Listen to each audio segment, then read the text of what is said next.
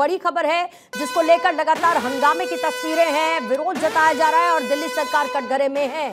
दिल्ली के राजेंद्र नगर में 3 छात्रों की जो मौत का मामला है, कोचिंग हादसे का मामला अब इसी बीच सुप्रीम कोर्ट पहुंच चुका है। छात्र अविनाश दुबे ने सुप्रीम कोर्ट में याचिका दी है। मामले में उचित कार्रवाई की मांग की गई है। सीजेआई को अर्जी भेजकर मौलिक अधिकारों की रक्षा करने की मांग इस याचिका के साथ की गई है। 27 जुलाई की रात को बिल्डिंग में पावर कट हुआ था। ये जो कोचिंग सेंटर था, जिसके बाद बेसमेंट में जो लाइब्रेरी बनी थी उसका बायोमेट्रिक गेट जाम हुआ।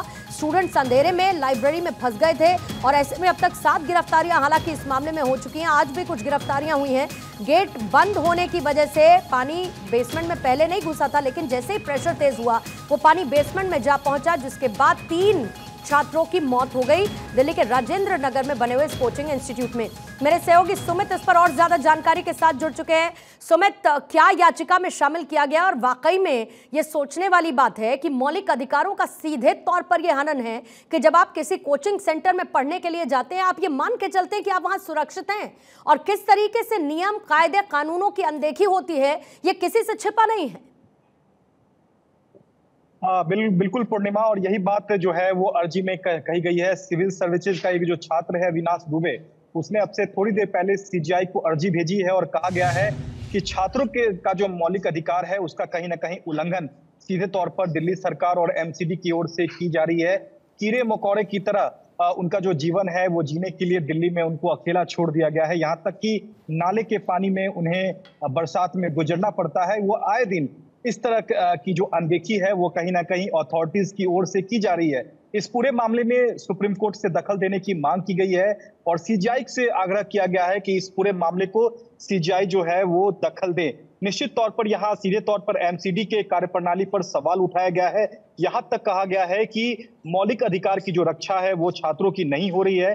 पूर्णिमा, मैं आपको बता दूं कि 2 याचिकाएं जो है अब तक दिल्ली हाई कोर्ट में दायर हो चुकी है, जिसमें एक याचिका पर परसों सुनवाई दिल्ली हाई कोर्ट करेगा, जबकि अब से कुछ ही देर पहले सुप्रीम कोर्ट में एक याचिका दायर की गई है। यानी कि अब तक 3 याचिकाएं जो हैं इस पूरी घटना को लेकर दायर हो चुकी हैं और सीधे तौर पर कहा गया है कि एमसीडी और जो दिल्ली सरकार के जो तमाम लापरवाह अधिकारी हैं उनके खिलाफ जो है उचित कार्रवाई की जाए, क्योंकि उनकी लापरवाही से ही 3 छात्रों की जान गई है। और इस पूरे मसले को लेकर एमसीडी की कार्यप्रणाली जो है वो सवालों के घेरे में है। तो ऐसे में अब इस पूरे मामले में देखना होगा कि क्या सीजीआई इस अर्जी पर संज्ञान लेते हैं या नहीं, यह देखना बेहद अहम रहेगा। अगर संज्ञान लेते हैं तो हो सकता है कि कल इस मामले को लेकर सुप्रीम कोर्ट में सुनवाई हो सके। लेकिन दिल्ली हाई कोर्ट में भी 2 अर्जी जो है अब तक दायर हो चुकी है, तो निश्चित तौर पर supreme court, Delhi high court ये मामला पहुंच चुका है। देखना होगा कि क्या इस पूरे मसले को लेकर सुप्रीम कोर्ट जो है वो संज्ञान लेता है या नहीं, यह देखना बेहद दिलचस्प होगा। लेकिन जो बाकी की 2 अर्जी हैं सुमित, जो दिल्ली हाई कोर्ट में दाखिल की गई है, मैं चाहूंगी कि उस पर भी आप एक ब्रीफ दें, क्योंकि सबसे बड़ी बात यह है कि हम हर बार किसी भी तरीके का कोई हादसा, कोई घटना जिसमें जान का नुकसान होता है, हम ऐसा लगता है कि नियम कायदे कानूनों को ताक पर रखकर एक हादसे का इंतजार करते हैं। जब हादसा हो जाता है तो राजनीतिक जो लोग हैं क्षेत्र से जुड़े हुए, वो भी इस पर तत्पर नजर आते हैं। लेकिन कुल मिलाकर परिवार और 3 बच्चों की जान का नुकसान अब इसमें हो चुका है। आप ये क्यों नहीं मेक श्योर करते कि कोचिंग संस्थान उन रूल्स का वायलेशन अगर करते हैं तो ऐसा एग्जाम्पल सेट किया जाए कोर्ट की तरफ से, न्यायपालिका की तरफ से, कि कोई दोबारा हिम्मत ना करे ऐसी अनदेखी करने की। बिल्कुल, देखिए इसी मांग को लेकर सुप्रीम कोर्ट और दिल्ली हाई कोर्ट ये मामला पहुंचा है। और पूर्णिमा, मैं आपको बता दूं कि कल ही एक प्रवासी संगठन की ओर से याचिका लगाई गई थी और आज एक और याचिका दिल्ली हाई कोर्ट में लगाई गई है। सीधे तौर पे जो आज एक याचिका दिल्ली हाई कोर्ट में लगाई गई है उसमें एक कमेटी बनाने की मांग की गई है कि इस मुद्दे को जो आम हमेशा जिस तरह से घटना घटती है उसके लिए एक कमेटी का गठन किया जाए, उसमें दिल्ली हाई कोर्ट से निर्देश देने की मांग की गई है।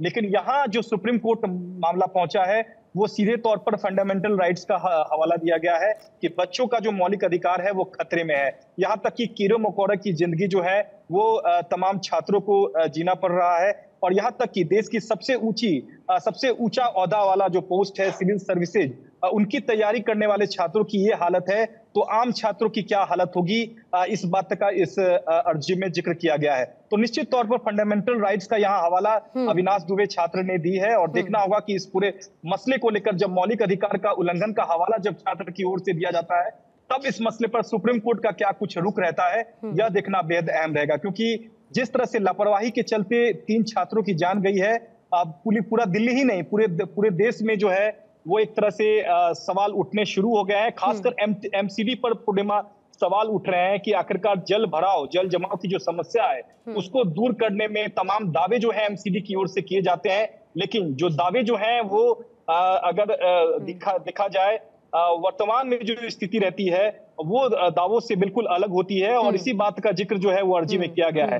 तो और जाहिर बात है हर कोई उस एक्शन की जद में आना चाहिए जिसकी नजर में नियमों की अनदेखी हो रही थी और उसने उस अनदेखी को होने दिया, आंख पर पट्टी बांधकर बैठा रहा, और अब एक्शन में आते हुए एमसीडी ने 13 कोचिंग संस्थानों को और उसी इलाके में सील कर दिया है। इस पर आप नजर सुमित बनाए रखिएगा।